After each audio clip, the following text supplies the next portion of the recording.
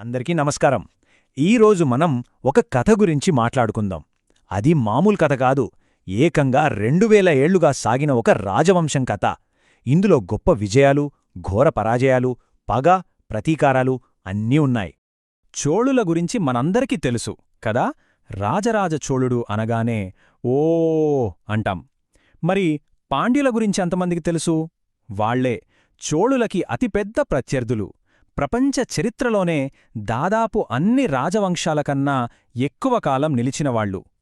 అవును, అక్షరాల 2000 సంవత్సరాలు అంతకాలం పాండ్యులు పాలించారు. అంటే వాళ్లది ఒక నిరంతరాయమైన వంశమన్నమాట. భూమిమీద అత్యధిక కాలం పాలించిన వంశాల్లో వాళ్లది ఒకటి. సరే, ఇంతకీ వాళ్ల ప్రయాణం ఎలా మొదలైందో చూద్దాం పదండి. మనం సంగం యుగంలో మొదలుపెడదాం. అప్పట్లో తమిళ ప్రజలకి 3 గొప్ప రాజులుండేవారు. వాళ్లలో ఒకరిగా పాండ్యులు తమని తాము నిలబెట్టుకున్నారు. వాళ్ల ప్రాచీనతకి ఆధారాలు చూస్తే చాలా బలంగా ఉన్నాయి. ఇప్పుడు కాదు, 2400 ఏండ్ల క్రితమే గ్రీకు చరిత్రకారుడు మెగస్థనీస్ తన ఇండికా పుస్తకంలో వాళ్ల గురించి రాశాడు. ఆ తర్వాత అశోకుడి శాసనాల్లో కూడా పాండ్యులు, చోళులు, చేర రాజుల ప్రస్తావన ఉంది. అంటే ఎంత పాత చరిత్రో చూడండి. ఇక సంగం యుగంలో అయితే ముడత్తిరుమారన్ అనే పాండ్యరాజు మదురైని రాజధానిగా చేసి 3వ తమిళ సంఘం కూడా ఏర్పాటు చేశాడు. అంటే చాలా ప్రసిద్ధ సామ్రాజ్యాల కన్నా ముందే పాండ్యులిక్కడున్నారన్నమాట. ఇక వాళ్ల గుర్తింపు చిహ్నాలు చూస్తే చాలా ఆసక్తికరంగా ఉంటాయి.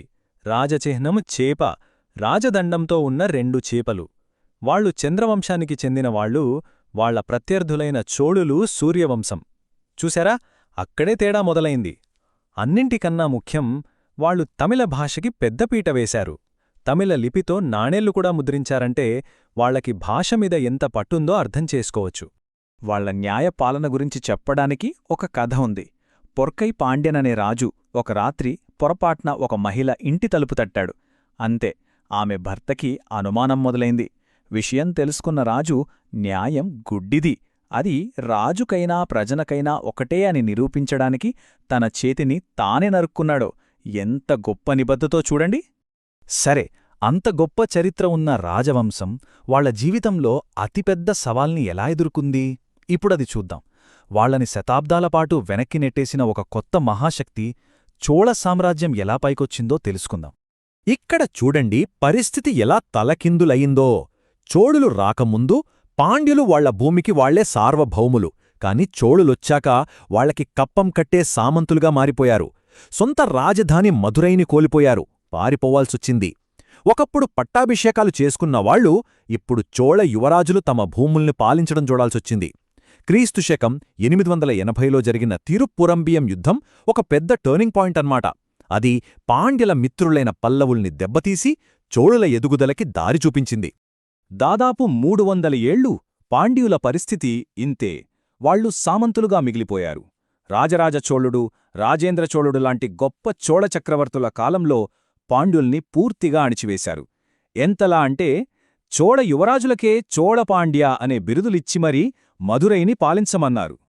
కాని శతాబ్దాలపాటు పడిన అవమానం వాళ్లలో ప్రతీకార జ్వాలని రగిల్చింది. ఆ జ్వాల చిలికి చిలికి గాలివానై భారత చరిత్రలోనే ఒక అద్భుతమైన కంబ్యాక్ స్టోరీకి దారితీసింది.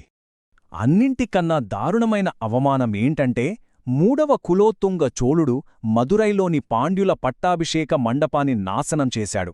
అంతేకాదు, ఆ నేలని గాడిదలతో దున్నాడు. పాండ్యుల సార్వభౌమత్వానికి ఆ మండపమే గుర్తు. దాన్ని తుడిచిపెట్టేయాలని చూశాడు. ఇదంతా ఒక చిన్న పాండ్య యువరాజు కళ్ళారా చూశాడు. అతనే మారవర్మన్ సుందరపాండ్యన్. ఆ దృశ్యాన్ని అతను ఎప్పటికీ మర్చిపోలేదు.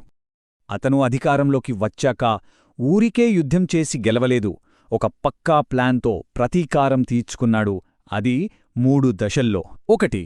చోళుల రాజధానులైన తంజావూరు, ఉరయ్యూర్లను తగలబెట్టాలి. 2. వాళ్లని ఓడించి వాళ్ల పవిత్ర పట్టాభిషేక మండపంలోనే తను వీరాభిషేకం చేసుకోవాలి. 3. ఓడిపోయిన చోళరాజుని పిలిపించి కప్పం కట్టించుకుని ఉదారంగా అతని రాజ్యాన్ని తిరిగిచ్చేయాలి.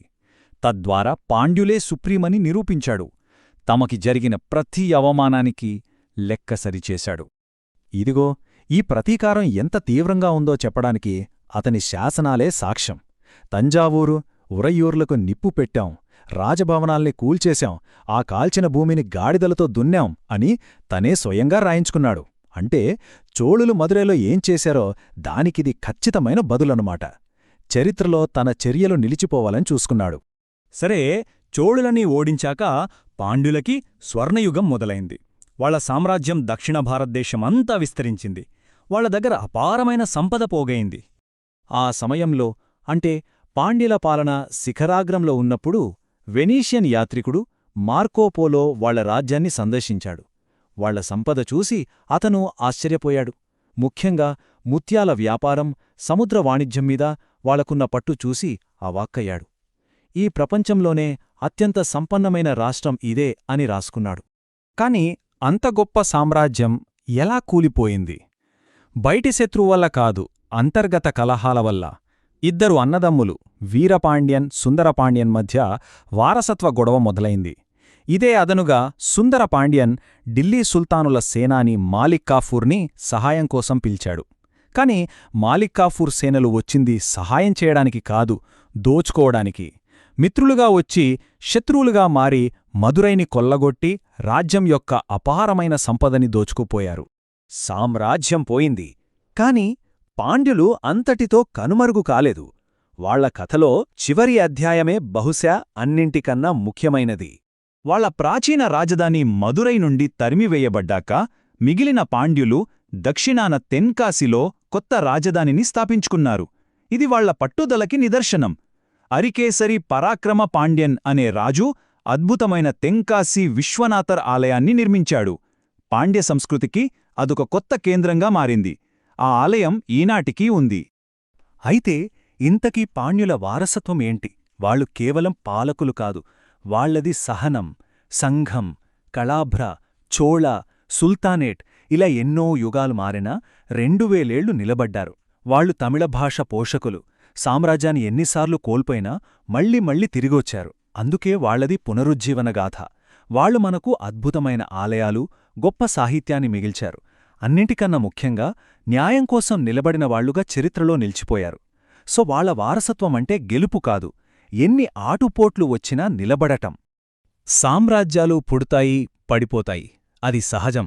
కాని ఒక రాజవంశం 2000 ఏళ్లపాటు ఎలా నిలబడగలిగింది?